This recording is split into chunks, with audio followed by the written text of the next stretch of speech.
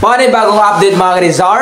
Super DM at House Speaker Martin Romualdez nagkaharap na. Okay? Ang ating House Speaker Romualdez at ang ating Makata ng Bayan nag one-on-one sa kanilang mga mata.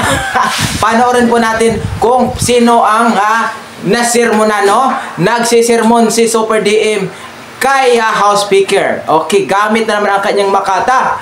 Kaya panoorin po natin, napaka-exciting to. Panoorin hanggang dulo guys. At mapapanoorin din ang full video sa ating YouTube channel.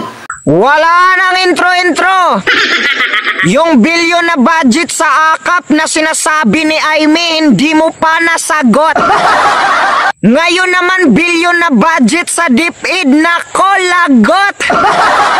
Ang nangyayari sa ating bayan ay labis na nakakalungkot. Meron tayong mga vlogger na ang pag-iisip ay baloktot. At syempre meron tayong mga politiko na kurakot. At meron tayong pangulo na takot. Ang paglilingkod sa bayan ay walang pamilya-pamilya. Kaya hindi ka dapat naglalagay ng buwaya. Sila ay nagrereklamo sapagkat ang budget ni Inday Sara ilang araw lang ubos na. Nagpapatunay lamang ito na ito'y ginagamit sa tama katulad ng sakuna. Yung malaking budget ninyo nandyan pa ba o baka naman nakatago na? Ito yung pinagtatanggol ng mga vlogger tapos ang sinisiraan ay si Sara. Ano ang nangyayari sa utak nyo, nakasara? Ito kapag binabatikos yung sumasagot ay aso niya. Kaya hindi na ako magtataka kung ang script ng paninira ay galing sa kanya. Sabi naman ng mga vlogger, hindi nyo na kailangan sirain kasi matagal na kayong sira nung si Duterte pa ang namamahala. Kung ganyan ang pag-iisip ninyo, hindi kami naniniwala. Bilang Makata ng bayan, ang sarap magwala. Masama daw si Inday Sara, yon ang sinasabi nila. Ikaw vlogger Mima Alicia, kung totoo ang sinasabi mo na masama si BP, matagal ka na sanang nakahawla. Pagbibintangan mo ba naman na siya ang nag-scam sa laptop, iyong senador, tanungin mo sila. Kapag si Villanueva ang magsasabi, iyong totoong nang-scam ay yung pinagtatanggol mo pala. Vlogger Mima Alicia, huwag kang mag-alala dahil ito ay isa lamang paalala. Sayang lamang ang iyong alindog kung ang pag-uugali mo ay kalog. Anong gusto mo? Papakainin kita ng hilaw na hotdog? Pag-usapan natin mga minamahal, itong si Vice President Sara Duterte, VP ng KOJC.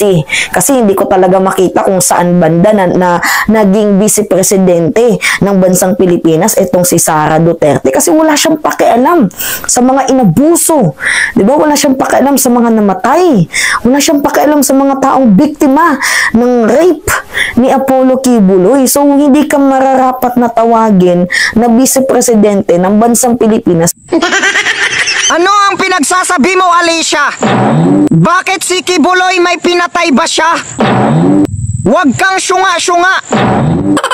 Ang sarap pasukan ng burat ang iyong bunganga. Pasensya na, bastos ka kasi, kaya huwag kang buba. Sinasabi mo rapist si Kibuloy, bakit napatunayan na ba? Hindi ka husgado kaya bibi kalma. Kung ayaw mo na ikaw ay ikama. May mga sintu-sintu talaga tong mga Duterte na to. Kaya nga tama ata yung sinasabi ng ng mga psychologist na itong si Sara Duterte, maaaring mayroong mental health disorder talaga.